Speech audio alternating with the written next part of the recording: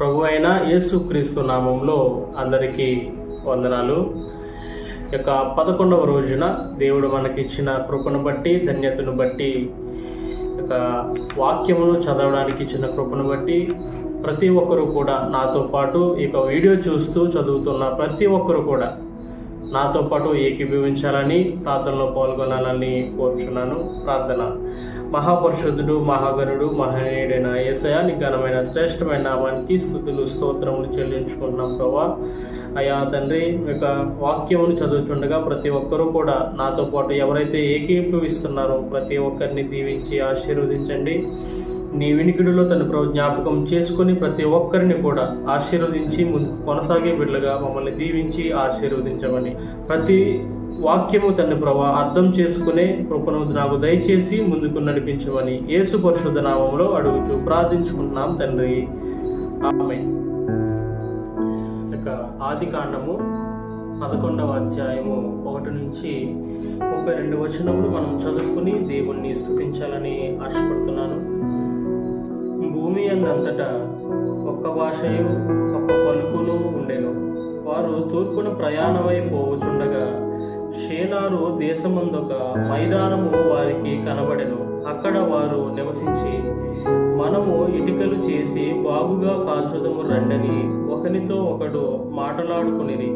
రాళ్లకు ప్రతిగా ఇటుకలను, అడుసునకు ప్రతిగా మట్టి కీలును వారికి ఉండెను. మరియు వారు, మనము భూమి అందంతటా చెదిరిపోకుండా ఒక పట్టణమును ఆకాశమునట్టు శిఖరము గల ఒక గోపురమును కట్టుకొని పేరు సంపాదించుకొందము రండని మాట్లాడుకొనగా, యెహోవా నరుల కుమారులు కట్టిన పట్టణమును గోపురమును చూడ దిగి వచ్చెను. అప్పుడు యెహోవా, ఇదిగో జనము ఒకటే, వారి అందరికీ భాష ఒక్కటే, వారు ఈ పని ఆరంభించి ఉన్నారు. ఇక మీదట వారు చేయదలుచు ఏ పనైనను చేయకుండా వారికి ఆటంకమేమీ ఉండదు.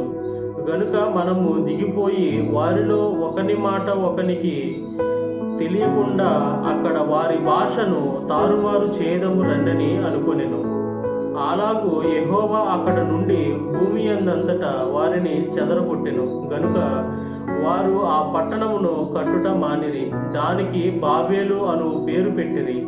ఎందుకనగా అక్కడ యెహోవా భూజనులందరినీ భాషను తారుమారు చేసెను. అక్కడ నుండి యెహోవా భూమి అందంతటా వారిని చెదరగొట్టెను. షేము వంశావళి ఇది.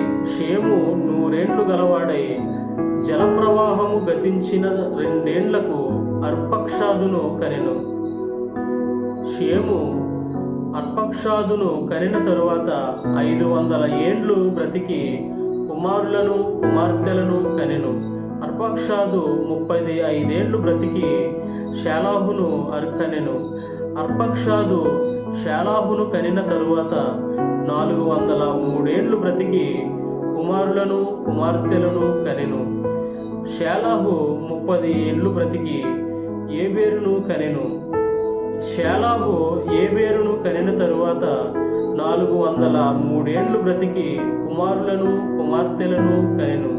ఏబేరు 34 ఏండ్లు బ్రతికి పేలేగును కనెను. ఏబేరు పేలేగును కనిన తరువాత 430 ఏండ్లు బ్రతికి కుమారులను కుమార్తెలను కనెను. పేలేగు 30 ఏండ్లు బ్రతికి రాయును కనెను. పేలేగు రాయును కనిన తరువాత 209 ఏండ్లు బ్రతికి కుమారులను కుమార్తెలను కనెను. రాయు 32 ఏండ్లు బ్రతికి సేరూగును కనెను. రాయు సేరూగును కనిన తరువాత 200 ఏండ్లు బ్రతికి కుమారులను కుమార్తెలను కనెను. షేరూగు 30 ఏండ్లు బ్రతికి నాహోరును కనెను. షేరూగు నాహోరును కనిన తరువాత 200 ఏండ్లు బ్రతికి కుమారులను కుమార్తెలను కనెను. నాహోరు 29 ఏండ్లు బ్రతికి తేరాహును కనెను. నాహోరు తేరాహును కనిన తరువాత 119 ఏండ్లు బ్రతికి కుమారులను కుమార్తెలను కనెను. తేరాహు 70 ఏండ్లు బ్రతికి అబ్రామును నాహోరును హారానును కనెను. తేరాహు వంశావళి ఇది.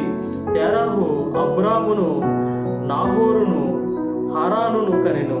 హారాను లోతును కనెను.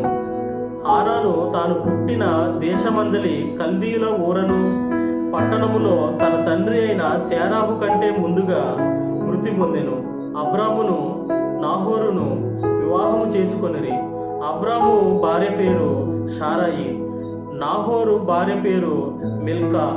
ఆమె మిల్కాకును ఇస్సాకును తండ్రి అయిన హారాను కుమార్తె. షారాయి గొడ్రాలయుండెను, ఆమెకు సంతానము లేదు. తెరాహు తన కుమారుడగు అబ్రామును, తన కుమారుడగు అనగా హారాను కుమారుడగు లోతును, తన కుమారుడగు అబ్రామును భార్య అయిన షారాయి అను తన కోడలిని తీసుకొని కనానుకు వెళ్ళుటకు కల్దీల ఊరను పట్టణములో నుండి వారితో కూడా బయలుదేరి హారాను మట్టుకు వచ్చి అక్కడ నివసించిరి. తెరాహు బ్రతికిన దినములు 205 ఏండ్లు. తెరాహు హారానులో మృతి పొందెను. తండ్రి ఈ పరిశుద్ధ వాక్యం దేవుడు దీవించి ఆశీర్వదించునుగాక. ప్రతి ఒక్కరు కూడా ఈ వాక్యాన్ని 1కి 2 సార్లు చదువుకొని దేవుని దీవెనలు పొందుతారని మనస్ఫూర్తిగా ఆశిస్తున్నాను.